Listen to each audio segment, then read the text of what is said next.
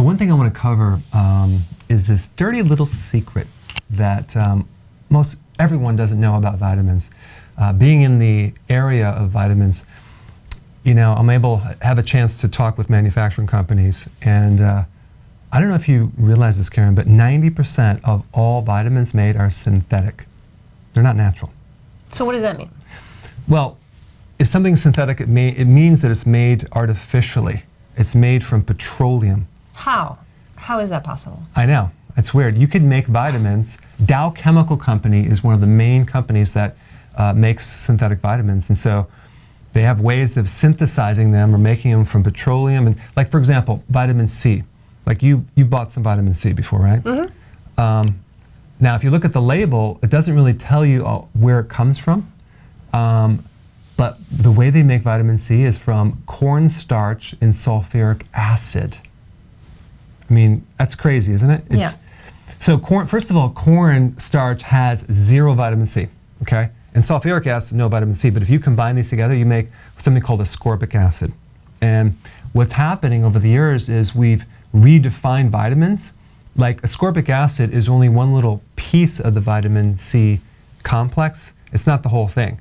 And of course, people not knowing that, they think, oh, they're getting the full thing and they end up taking it but not seeing the results. So with working with people for many, many years, I find out the first thing is like, oh, you're taking synthetic vitamins, you don't even know it. And they're like, what? So there's a huge difference. It's like saying artificial flavoring is the same as natural flavoring. It's not. Well, now that reminds me of something. I had a friend who was taking high doses of vitamin C, and she started to get broken capillaries in her nose. Yeah. Well, that's a perfect example. Why? Normally, vitamin C is supposed to prevent capillary breakage or spider veins or varicose veins or bleeding gums. But if you take a synthetic, you actually cause that bleeding. And that's because the active ingredient in the vitamin C complex is rutin or bioflavonoids. It's not ascorbic acid. So vitamin C natural has all these other things that you're not getting when you take the straight high potency ascorbic acid, and you end up creating deficiencies in the very thing you're trying to get rid of. So We need a diagram. yes, well, I've just put a diagram up right back here. You can check it out between our heads. So right, there we go, good. So this is the vitamin C complex in nature. As you can see in this diagram, the outside of the shell is ascorbic acid. That's like the banana Eggshell. peel. Yeah, the eggshell to the egg, or the banana peel, or the orange peel. But the inside of the vitamin C complex, you have copper, which is a mineral. You have bioflavonoids, that's rutin. You have vitamin K, and you have vitamin J. And all of these inside complex parts. Vitamin J. Yeah, vitamin J is called the anti-pneumonia vitamin. Yeah, it's pretty cool. It actually helps you increase oxygen, especially when you're going up inclines. So if you're deficient in vitamin J, the J factor, you'll go up a flight of stairs and get out of breath easily. So now you're going to ask me about the copper too? I did ask you about the copper. Okay, good. That's a really good question. So I prompt that question, pull it out of her. Thank you. Copper is a real key trace mineral to build collagen. And collagen is what protects the capillaries. So when you're deficient in copper, you don't have enough collagen. So you have, popping joints, loose joints, weak ligaments, tendons, sagging skin, all sorts of issues. And even a loss of collagen in the arteries can cause leaky arteries and even leaky gut, nosebleeds, bleeding gums. But other than that, you're going to be pretty much okay. Okay, so I have a question. So how is it that they can put this little portion of vitamin C, of the real vitamin C, in a pill and call it vitamin C? Well, in 1950, if you look at some of the dictionaries before 1950 and after, they basically changed the definition of vitamin C to meaning, I don't know who they is, but meaning vitamin C is ascorbic acid, when in reality in nature, vitamin C never comes as ascorbic acid in nature. That's just one little tiny part of the whole deal, the whole compound. So they basically changed the definition and altered that simply probably because most of the drug companies supply the raw materials for the synthetic vitamins. So it's a big business. Okay, so all the vitamin C, not all the vitamin C, but most of the vitamin C in the store is not the whole vitamin C. No, it's not. So where do I get vitamin C as a whole vitamin C? You always want to get vitamin C from food or food concentrates. Now, that's why, for example, I don't sell a multivitamin or vitamin C. Hey, I was going to ask you, why don't you sell a multivitamin? You beat me to it, or actually I beat you to it. It's question 4. Well, because it kind of defeats the whole purpose of the person eating healthy. Even myself, back in my 20s, I was driving around trying to find a vitamin store, go in the store, buy all these vitamins. Remember that? I was like, we had a warehouse of nutrition, did we not? Okay, we still do. Okay, but before we had a lot more, bigger right? than ever. No, But we mainly have our vitamins. we were searching more. Now we Yeah. know what's good, but back then we were searching. I had an absence of awareness. I'd be in a vitamin store and I was tired. I'm like, maybe this will increase my energy. Maybe I need this. I've never heard about ginkgo biloba. Maybe I'll try that. And we kept buying more vitamins, and that didn't work because at the time I didn't know it, but nothing worked because my diet was crappy. I didn't know what to eat.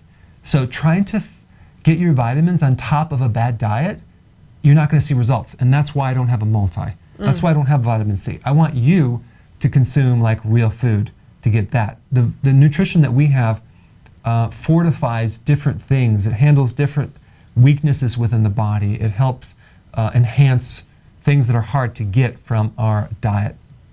So that's why, Karen. Okay, so I had another question in there that I just forgot Okay. as you good. were talking. Okay. Ding, ding, ding, ding, ding. The ding, Jeopardy theme ding, song. Ding, ding, ding. I literally completely blanked out on that. Well, we can talk about memory for the next topic. Here was the question. Because, you hear, D3 deficiency, or I have this deficiency or that deficiency. I'm just going to take some supplements. So does taking a supplement remedy a deficiency just by itself? Well, yes and no. For example, it's very difficult to determine what you're deficient in because when you do a blood test, for example, in your blood and you measure, it might not show up because the real problem is in your cells, it's in the tissues. It's not showing up in the blood. Your body will do whatever it can to keep normal blood values. So that's the worst place to try to detect a vitamin deficiency. The best place is in your hair, doing a hair analysis. But even then, it might not show up until it's very deficient. So you really have to understand some of the symptoms that vitamin C deficiencies can create. And even then, that takes a lot of knowledge about the body. So I think the more... So we're screwed, is what you're saying. No, we're not screwed because I think what we have to do is just start eating healthy. Oh. And we're going to get what we need. If you need vitamin D, for example, you're going to need about 20 minutes in the sun. That'll give you your whole day of vitamin D. But one of the challenges is people take vitamin D and they don't see any changes because they're not absorbing vitamin D. That's a really big point. Okay. So the question is, why? I know why. Okay. But go ahead. I know this one. This one I know. Okay, so why would someone not absorb vitamin D? Because they don't have the K. Oh, she does know that. I watched your video. She does know part I of watched this. that one video. Okay, good. So, but don't go on about vitamin K and Okay. vitamin D. I have another question because people are taking vitamins, maybe they're even eating the foods, but they're not handling their vitamin deficiency because the soil is so crappy. Yeah, don't get me started on that one. I want to get you started on that one. So the problem now in farming is they only put 3 minerals basically back into the soil. They're not putting all the trace minerals. You have like between 50 and 90 different minerals that you need in the soil. Even take a look at people that grow plants. I mean, the amount of problems that people have, farmers that are growing plants that have brown leaves or yellow leaves or they're dying, or it's too small, or it's not bearing the fruit. Those are vitamin deficiencies. Well, what's happening when we're consuming that vegetation on the soil? It's depleted. It's crazy. So it's like you can taste it in those tomatoes that are just like, it's like wax. No flavor at all. You just bite it. It doesn't smell like anything. It doesn't taste like anything. When I was growing up, we had a garden in the backyard, and we grew tomatoes. Everybody grew tomatoes. Everyone was like giving bags of tomatoes out. They were so red, and we would eat them like apples. We would just take a bite, put a little salt on it, and they were so delicious. And incredible. I can't even consider doing that with a store-bought, even an organic one. Well, even when we went to your old house that you grew up in, your friend down the street, right around the block, her father, we stopped there, and he had this Mr. Yanis. Incredible tomatoes. Those are the best tomatoes that I've ever. Yeah. I still think about those tomatoes. I'm like, how do you? Really good. They're so good. So you go to the store, it's like empty nutrition. But you saw what he had. He had compost. They saved everything. Yeah. They make their compost. They nurture the soil, and no chemicals. There's nothing better than a good tomato, a healthy tomato. There is nothing better in life than a good tomato. Those tomatoes, just Nothing. perfectly. Oh my gosh, they're good. A little I could basil. probably think of a couple things. Yeah. Pecan pie. Non-sugar. Yeah, the soils are bad. Okay, so that's one thing. Right. And even if the soil that the farmer is growing the food on is not close to the ocean, you're not going to get iodine. So you're eating empty nutrition, and you're going to feel it's not going to be satisfying. Now, people in Europe, Russia, and different places, they come to America and they get fat, eating very similar foods. It's simply because the soils are empty. I mean, even I've talked to this guy who's from Russia, and he came here, he just bloated out, and then when he goes home, he'll eat the same calories, he'd eat this food, and he's like, it's so much richer, it satisfies him, he's not hungry as much. So I really want to travel. I've never really too much been out of the country. I want to travel to check different places out for myself, or we want to do that. But the point is that He'll go alone. I'll be going by myself with a video camera. Now he's going alone. No. Now I'm going alone. But yeah, so it's the soil, but there's some other things, Karen. There's other things that are preventing the nutrients going in, even if you take the nutrients. Enzymes. How did you know that? I got another one right. You got another one right, yeah. So you cook the food. Too much cooked food destroys the enzyme. Now, what does that do? That means that now you're eating foods that are kind of dead. So now your body has to make the own enzymes to break that food down. And also, a lot of the vitamins are heat sensitive, like vitamin C. So when you're doing canned foods, like what is some canned beans? Beans or, yeah. There's That's all I nothing can in think that. of. What about pasteurized orange juice? Hardly any vitamin C in there, if at all, unless they put it there synthetically. So when you pasteurize food, you cook it, you roast it, you heat it, it's dead. I'm sorry. Well, when you put it that way, Yeah, it sounds really bad. it's really bad. That's why we need a cow. We do need a cow, seriously, to get some, so we can milk the cow. Or actually, when I say So we can, I mean me. her in the morning. So we make the cheese and the butter. Yeah. Yeah. But here's the thing. In your stomach, if you don't have enough acid in your stomach, like a lot of people have indigestion, acid reflux, as they get older, they lose the stomach acid. If you don't have that acid, you can't absorb minerals. You can't digest protein. So that's another way you could become deficient. So It's very common. So let's say the elderly, they have anemia because they can't pull in iron because their stomach is too alkaline. So that's one thing. So where do you get acid? Well, you get it, your body makes it, but if you think about this, the acid in your stomach, it's hydrochloric, okay? Hydrochloric. The chloride in hydrochloric comes from sodium chloride, like in salt. Yeah. So people on low salt diets normally have low stomach acids. So you need the chlorides from the food, from salt. But I thought salt wasn't good for you. Mm. Especially table salt. Where did you hear that? They. Okay, then we know it must be true. Table salt is bad, but sea salt is really good. If you're on the keto and the intermittent fasting program, you need a teaspoon of salt every single day. And by the way, yeah, by the way, Karen, those the cauliflower that you made yesterday, Cauliflower mashed potatoes. had Cauliflower mash. a lot of salt, but No I potatoes. loved it.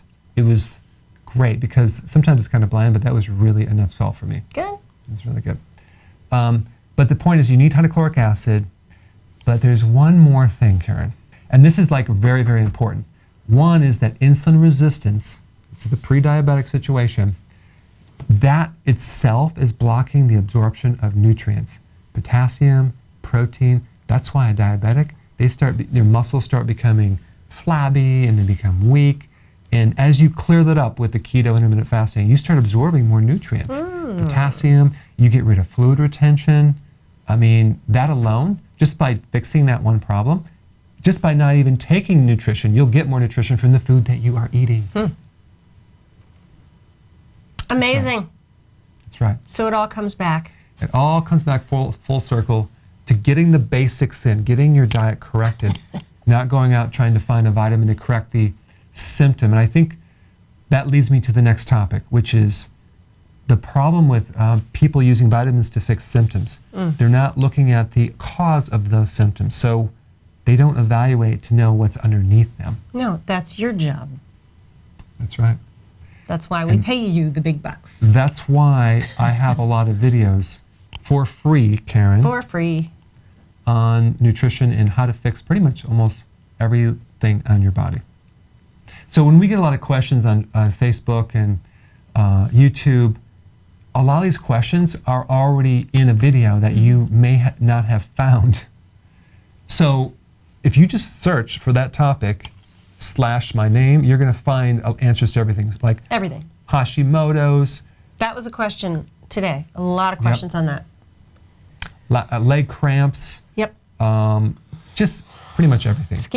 Skin, issues, gallbladder, little red dots on your Missing. skin, missing the gallbladder. big one. And that's, you know what? We should probably talk about that. Okay. Yeah, because, Were we done with vitamins? well, that relates to vitamins. Oh, Now, Karen, the gallbladder, right? Do you Yeah. know what the gallbladder does? it produces bile and stores bile. Okay, so you got half of it right. It stores bile. Good. What makes the bile? The liver. Very good. Very good. Stressful. Okay, question 2. Now, what does bile do? Bile breaks down fats. Wow, she's smart. Yeah. You sound so surprised. Wow, she's really smart. So bile helps you extract and pull the nutrients, the fat vitamins, fat-soluble vitamins are called, like vitamin A, D, E, and K. Okay, it pulls those out of the food. So that's what it does. So without enough bile, you're going to be deficient in vitamin A, D, D, E, and K. K. Good. This is a draw. Now, that might not be significant to you unless you know what that means with your body. So you're going to get night blindness, okay, number 1. You're going to have really scaly, dry skin. You're going to have bone loss.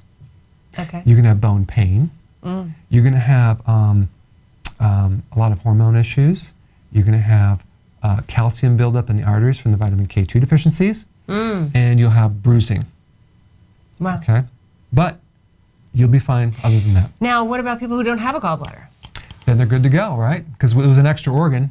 Now, so here's the situation. You don't have a gallbladder, so that means you can't store the bile anymore. That means you can't concentrate the bile anymore by 20 times normally that you need so you can actually really digest. So now you're going to have like weak bile and not enough of it. So now we have this tube from your liver that goes right to the small intestines and it just trickles down all day long, not when you eat, but constantly. So you're going to be deficient in bile. Now you're not going to probably notice that right away. It's going to take some years to develop these deficiencies. So in that case, you're going to have to enhance the diet with some bile, okay? Some bile salts, purified bile salts. And that's what you're going to need, at least some on a regular basis, to make sure you have enough to pull that out of the fats that you eat. And where do you get bile salt? So you can get it online. There's a product that we have called Gallbladder Formula as well. It has a bunch of other things in there in addition to the bile salts as well. Fascinating. Isn't it? Well, yeah. Yeah. So now the next question I wanted to ask you, Karen. So what was the first vitamin ever discovered? I know this. What? A. Wow, that's pretty good. What's the second one? B. Wow, how did you know that? And the third one? How long have we been married? C. This is amazing. I know. I've done probably like 4,900 different seminars in a row, and I always ask that question. No one has ever got that right. So well done, Karen. Yes, thank you. I was at You were at one of the first seminars. 3,700 of them. So You were at one of the seminars, at least one of them. That's right. Yeah. So let's see. What else do people not know? They often ask about vitamins. Oh, well, I mean, basically, you deal with vitamins. You should deal with vitamins the same as you deal with food, right? Yeah. You want to eat real food, live food, whole, complete food, not nothing processed, stripped down, cooked, or man-made. Right. Unless, you know, like when I make pecan pie, I'm not looking for a vitamin source. Right. So that's different. But if you're talking about food, vitamins would be the same. They should be whole and real and live. Right. And I think that if you're trying to get a certain nutrient from food, it might be helpful to understand what foods provide those nutrients, or at least a lot of them, That right? sounds like a really long video. I'm going to make it really, really short, and I'm going to summarize Can it. it be in a song like the alphabet so that we can remember it? I'll let you put that together, and we'll do that in the next updated version. How about that? Okay. Okay, good. So, here's the thing. When you're trying to get nutrients from the diet, there's foods that you eat that are very, very low on the list, and foods that you can eat that are very high on the list. So, let me just ask you. Let's pretend that you're an average I have person. test anxiety right now. Okay. I need a vitamin I have one. for test I have one. anxiety. Here, take one of these and call me in the Oh, morning. props. Call me in the morning. Okay. Hey, Karen, I have Yeah. a quiz for you. Okay. Okay, now out of all the category of foods, what category will give you the most vitamins of anything? Category. Now, I need to understand the Groups. question. You mean like, is it a meat or is it Yeah, a that's fruit or is it a vegetable? That's right. Okay, well, I think vegetable is the obvious answer that everybody would say. I didn't say it. I said it would be the obvious answer, Okay. and you're testing me, Okay. which means because you're setting me up, right, Yes. for the gong. So I'm going to say fats, meats. Wait, what else is there? Okay, good. So let me just tell you what it is, okay? So you would It's think... always something I've never heard of. So you It's got- the illegal No, you know about this. So you have vegetables, right? And then you have iceberg lettuce, which is not very high, right? That's a vegetable. Right. So that would be on the low on the scale, and then what would be high on the scale? Of vegetables? Yeah. Kale. Yeah, right. Okay. And then you also have sprouts. Yeah. Sprouts are a little higher. But that's a vegetable. But there's something higher. Organ meats. Organ meats. Right. Organ meats. Who would ever think? Now, honestly, I don't like organ There's meats. a reason why I didn't think of that. I know. I don't really eat a lot of organ meats. I wish I liked them more, but I just can't We because I like think it was forced. pate. Well, yeah, but not. I don't really like liver. I don't like the taste of it, but it's so good for you if you have grass fed. I'm not talking about getting some processed, type organ meats. Now I'm not talking about that. But the point is that if you look What at are you talking about? I'm talking about Tell me the what you're fact talking about. that organ meats are rich in all the fat-soluble vitamins, iron, which is absorbable, vitamin A, which goes in like a rocket ship. Compared to vegetables, it's a pre-vitamin A. It's like a pre-iron. So now the problem is that I never Where saw you- anybody get so excited. I was excited about this. so excited about The question is, where could you find these organ meats? our freezer. Right, because we get them from a farm. A farm. Right. Well, we do. I don't know if I can pitch, but we do crowd cow. It's Okay. like a cow, or it's like co-op, I guess, kind of thing. Yeah.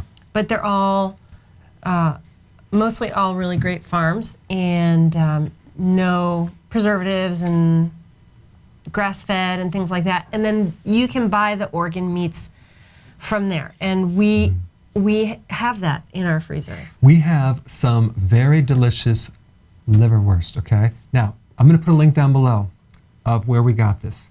It's from an online grass-fed type farm. Karen doesn't really enjoy it as much as the original liverwurst that she was raised grew up on. in Pennsylvania.